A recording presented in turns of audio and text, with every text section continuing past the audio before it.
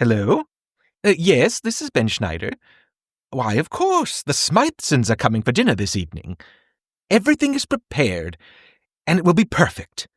Now, if I could only find someone suitable to sit next to Madeline Milheiser. Actress extraordinaire, you know. Dinner will be at 8. What's that? Oh, why, yes, I am serving aspic in the shape of a mansion, no less. Yes, it does take a long time to make.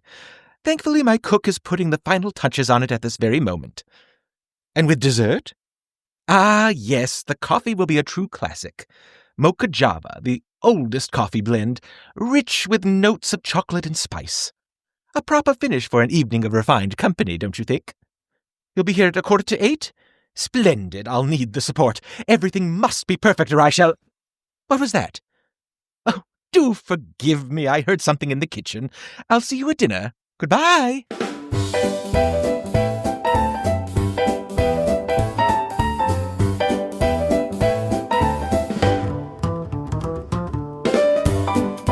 Hey everyone, and welcome to Real Beans. I'm so glad you received my invitation. Today we're stepping into the glitzy, gossip-filled world of 1930s high society with the screwball comedy Dinner at 8. This film delivers some of the funniest dialogue and the most delightful performances you'll ever see. Not a single false move, and more than a few scene-stealing moments. Directed by George Cukor and starring Jean Harlow, John Barrymore, Lionel Barrymore, Marie Dressler, and Billie Burke. This zany portrait of the upper crust and the importance of keeping up appearances premiered in 1933. Adapted from the hit play by George S. Kaufman and Ed DeFerber, both masters of sophisticated comedy, Dinner at 8 became a major success, earning $1.4 million domestically. Dinner at 8 begins during the depths of the Great Depression. New York socialite Millicent Jordan, played by Billie Burke, plans an elaborate dinner party to impress visiting British aristocrats. As the guest list takes shape, we find that each invitee faces some sort of personal and financial crisis behind their polished facades. Millicent's husband, Lionel Barrymore, is facing ruin and learning that he is facing cancer.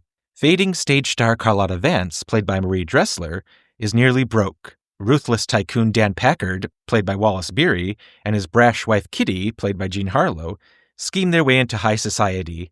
And washed-up matinee idol, Larry Renault, played by John Barrymore, spirals towards tragedy. Over the course of witty exchanges, sharp class satire, and private unravelings, the film reveals that beneath the glamour and etiquette, everyone is struggling to hold themselves together, right up to the moment the dinner begins. The film centers around the Jordans, as Millicent prepares an elaborate dinner party for the Ferncliffs, wealthy British aristocrats that she is determined to impress. To her, the dinner is everything, and it must be perfect, even if that means steamrolling over her family and household staff in the process. Her star attraction for the menu, an elegant aspic, is ruined early on, and from there things spiral out of her control. She scrambles to salvage the evening, ordering crab meat at the last minute, reworking the seating chart as guests drop out, and even recruiting her working-class cousin to fill a chair. Then the ultimate blow. The Ferncliffs cancel and go to Florida. At that point, Millicent can no longer hold it together. She bursts into an emotional breakdown, unloading just how horrid everything has been leading up to the party. Many of the characters in Dinner at 8 are quietly coming apart at the seams. They maintain the appearance that life is always moving up, but in reality, it's a carefully maintained facade. It's still something we see today, the keeping up with the Joneses mentality, just amplified by social media. You might be sitting at home in a deep depression, but our culture teaches us to mask it with new clothes, stylish furniture, and curated events. We post the highlights online, carefully editing out the truth of what's going on behind the scenes. We put so much energy into looking good and projecting success that eventually, like Millicent Jordan, we crash. The facade cracks and the truth pours out. I'm not suggesting that we should constantly broadcast our struggles. Oversharing can alienate people. But the reality is that life has its peaks and valleys. Pretending otherwise only pushes us further from addressing what's real. Millicent spends so much time and energy obsessing over the look and feel of her dinner party that she neglects a far more serious reality. Her husband is gravely ill with cancer and doesn't have long to live. It's only after the chaos subsides that she truly sees what matters. By then, she can actually enjoy the dinner party with the people around her, instead of being trapped in a constant state of anxiety. Dinner at 8 simply wouldn't be the enduring hit it is without three unforgettable scene stealers: Jean Harlow, Marie Dressler, and Billie Burke. It's an embarrassment of riches watching these women pull out all the stops, each one commanding your attention in her own unique way. Jean Harlow, the iconic blonde bombshell, was a charming, hilarious, and criminally underrated actress. She shot to stardom after Hell's Angels, then teamed up with James Cagney in The Public Enemy, quickly becoming typecast as a ditzy blonde. But in Dinner at 8, she unleashes her commanding presence and razor-sharp deadpan timing, and steals every scene she's in. Her chemistry with Marie Dressler as Carlotta Vance is pure joy, and their banter leaves you laughing out loud. Another standout from Harlow's career is the steaming pre-code drama Red Dust, opposite the equally steaming Clark Gable, one of the 6 films they made together. Her popularity would eventually eclipse MGM's top stars like Greta Garbo, Norma Shearer, and Joan Crawford, but her career was tragically short. In 1937, at the age of 26, she died of kidney failure while filming Saratoga. MGM did finish the movie with body doubles, and releasing it less than 2 months later, it became both the highest-grossing film of 1937 and of her career. And much like fellow blonde comic Carole Lombard, whose life was also cut short, Harlow left us wondering what incredible performances might have been. Marie Dressler was already a major star of both stage and screen, during the silent age and into the early 1930s. Known for playing matriarchs, theater divas, and working-class women, she commanded attention in every frame. She went on to win the Best Actress Oscar in 1931 for a film called Min and Bill, and in Dinner at 8, she arguably delivers the greatest double-take in film comedy. Her performance is rich, clever, and hilarious, filled with a warmth that reminded me of my grandmother on my father's side, jovial, loving, and whip-smart. While modern audiences may not recognize her name, she's worth seeking out, especially here. You'll understand why she mattered so much in early cinema and why her legacy still resonates. Billie Burke, forever remembered by many as Glinda the Good Witch in The Wizard of Oz, had a career full of scene-stealing turns. Married to Florence Ziegfeld of the famed Ziegfeld Follies, Burke brought a chirpy, bubbly energy to every role, whether she was playing a harried housewife, a quick-witted friend, or a loving mother. In the film, she delivers one of the most commanding performances as Millicent Jordan, the eccentric and socially ambitious matriarch, determined to host the perfect dinner for Lord and Lady Ferncliff. She steamrolls over her husband and her daughter in her quest, and when she learns that the Ferncliffs have skipped town for Florida, Burke unleashes one of the funniest on-screen meltdowns I've ever seen. Had the Best Supporting Actress Oscar existed then, I'd have handed it to her for that scene alone. Burke later would earn acclaim again for The Man Who Came to Dinner and an Oscar nomination for Merrily We Live. And if I have my way, the Supporting Actress Oscar for Dinner at 8 would have been a 3-way tie among these 3 brilliant women. And while we're talking about scene stealers, I need to mention Louise Closser-Hale, who plays Millicent's cousin. She doesn't get much screen time, but she makes the most of it, delivering one of the film's funniest lines. I could never understand why it has to be just even, male and female. They're invited for dinner, not for mating. And finally, credit must go to director George Cukor, often called a woman's director, not because he limited himself to female stories, but because actresses love working with him. He knew how to coax rich performances, deliver Oscar wins, and infuse film with glamour, sophistication, and sharp social commentary. His work with greats like Katharine Hepburn, Greta Garbo, Audrey Hepburn, Ingrid Bergman, and the all-star cast of The Women speaks for itself. Cukor was nominated for 5 Oscars, and winning for My Fair Lady. He left a legacy of stylish, elegant films that often examine the world of high society. For anyone looking to explore his work, I would recommend The Women, Adam's Rib, Camille, Gaslight, A Star is Born, the Judy Garland version, and of course My Fair Lady. Now let's talk about the aspic. Aspic is one of those old-school culinary showpieces that sounds a little strange to modern ears. It's basically a savory gelatin, a clear, molded jelly that can hold meats, seafood, vegetables, and even eggs, suspended like a work of art. The idea wasn't just for looks. Aspic's main purpose was preservation. The gelatin literally seals out air and bacteria, keeping food fresh and, at least in theory, attractive. Even the name has an elegant ring to it. Aspic. It comes from the Greek word aspis, meaning shield, which is pretty perfect for something that both protects and presents food.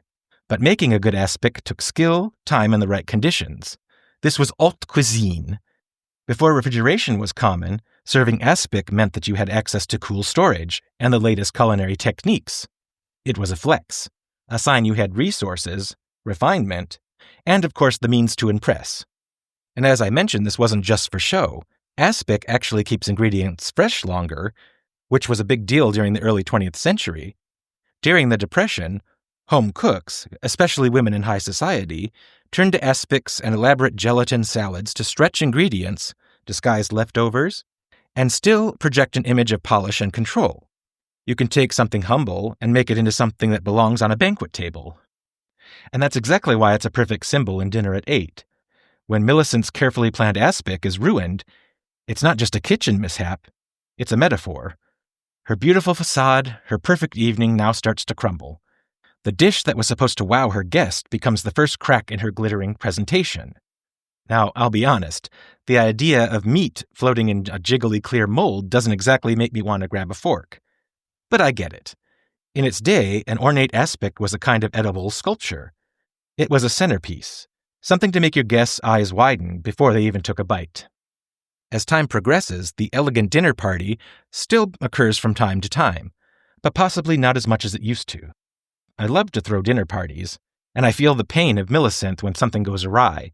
And these days, as people seek more immersive experiences, you could suggest that the dinner party would fit that mold. No pun intended. It does hit the right boxes, wanting to have good conversation, company, and a tasty dinner. When I did my dinner parties, I was more interested in sharing my cooking and baking with my friends, and finding elegant ways to prepare the food. Do you feel that dinner parties still exist in the same manner as they did in the 20th century? Are you one to want to throw dinner parties and share experiences with your family and friends? What do you think? You can watch Dinner at 8 on Amazon or Apple TV.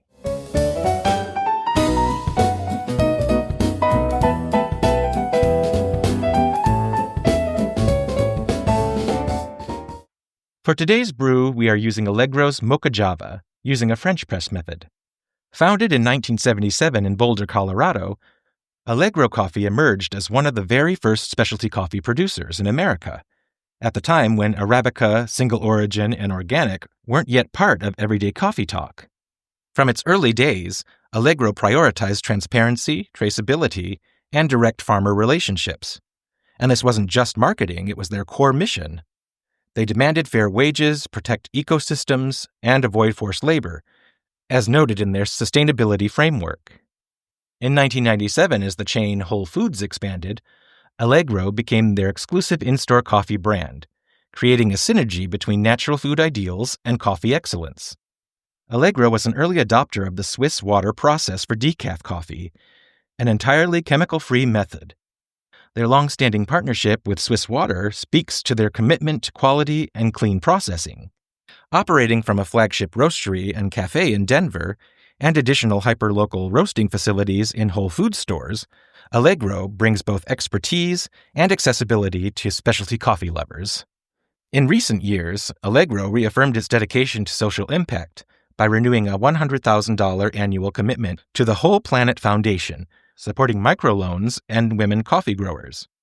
The blend Moka Java is one of the oldest coffee blends available. It dates back to the 17th century when European sailors traveled to the island of Java in Indonesia and stopped at the port of Moka in Yemen. Blending these two bean varieties proved to be a pleasing and delightful interaction, becoming staples in coffee houses during the Age of Enlightenment, inspiring cultural geniuses like Bach and Voltaire. With a pleasing note of chocolate from the Yemen beans and a syrupy, spicy note from the Java beans, it is one of a kind. It has stood the test of time and become one of the most popular flavors available. Unfortunately, Moka Java is becoming harder to find, as Java had to rebuild their crops after the coffee rust in the early 20th century, and ongoing conflicts in Yemen proved difficult to obtain sources of the Moka bean. Let's discuss the coffee brewing method. The French press is one of the most elegant ways to make coffee. It's simple, but with a touch of ceremony. You just let the grounds steep in the hot water, give it a few minutes, and then slowly press down the plunger. What you end up with is a smooth, rich cup that feels indulgent. You've probably seen one before. A sleek glass carafe with a handle and spout, sometimes dressed up in stainless steel, silver, or even gold accents. It's a kind of piece that would not only brew great coffee, but also looks right at home on a beautifully set table. Now, the taste you get from a French press is a whole different experience compared to other brewing methods. It's much heavier. It's richer with fuller texture. And if you brew it just right, it really draws out the layered flavors and notes. With a Moka Java, that means you'll pick up those deep chocolatey mocha tones. A perfect companion for dessert. It's the kind of cup that makes the last course feel extra special and garner some bonus points from your guests. The company Bodum makes the best French presses that hold up over time. They maintain their sleek look and are very sturdy. Visit bodum.com to learn more. You can also buy French presses on Amazon.com and many local houseware retailers like Williams-Sonoma. Looking back at Dinner at 8 and today's world, I am fascinated by what makes the upper classes tick when it comes to dinner parties. That need to showcase their homes and their lives. As I mentioned earlier, I love planning dinner parties myself. It's exhilarating, but it's also exhausting, especially if you're doing it all on your own. In the film, you see each character clinging to some part of their life, building facades to convince others, and maybe themselves, that everything is still going strong. No one can know what's really happening behind the curtain, especially not at the dinner table. It's a lot like the aspic, holding everything in place to preserve the perfect image.